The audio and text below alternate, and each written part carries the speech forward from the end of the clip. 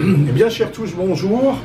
Dans la rubrique courrier des lecteurs du journal des pirates, le capitaine Crochet, cette lettre d'une blonde à son fils nous est parvenue par erreur, mais elle vaut son pesant d'or, je vous laisse apprécier.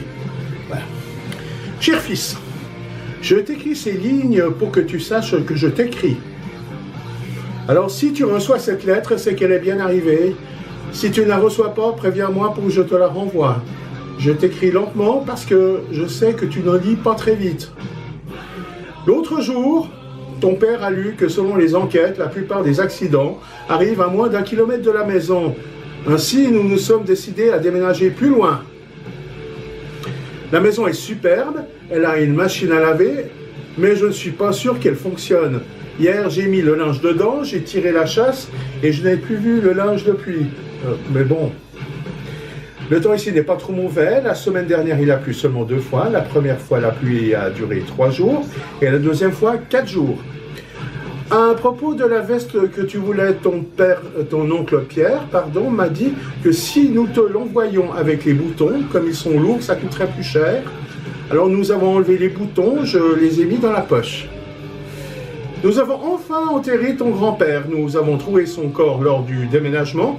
Il était dans l'armoire depuis le jour où il a gagné un cache-cache. Je te raconte que l'autre jour, il y a eu une explosion de gaz dans la cuisine et ton père et moi sommes sortis propulsés dans l'air au dehors de la maison. Et quelle émotion! C'est la première fois que ton père et moi sortions ensemble depuis des années. Le médecin est venu pour voir si nous allions bien. Il m'a mis un tube en verre dans la bouche et m'a dit de la fermer pendant 10 minutes. Ton père lui a proposé de lui racheter le tube.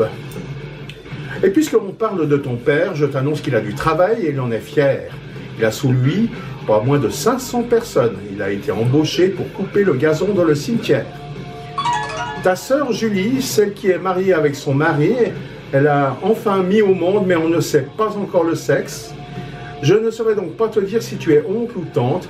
Si c'est une fille, ta sœur va l'appeler comme moi. Ce sera étrange d'appeler sa fille maman.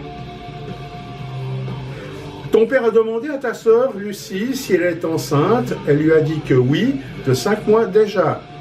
Mais là, ton père a demandé s'il était sûr qu'il était bien d'elle. Lucie lui a dit que oui.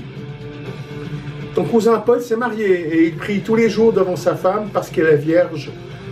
Par contre, on n'a plus revu l'oncle Isidore, celui qui est mort l'année dernière. Ton chien Pouki nous inquiète. Il continue à poursuivre les voitures à l'arrêt, mais ton frère Jeannot, c'est pire. Il a fermé la voiture et il a laissé les clés à l'intérieur. Il a dû aller chez lui chercher le double pour pouvoir nous sortir tous de là. Bon, mon fils, je ne t'écris pas l'adresse sur la lettre. Je ne la connais pas. En fait, la dernière famille qui a habité ici est partie avec les numéros pour les remettre dans leur nouveau domicile. Si tu vois Marguerite, passe-lui le bonjour. Si tu ne la vois pas, ne lui dis rien. Ta mère qui t'adore. Antoinette. PS.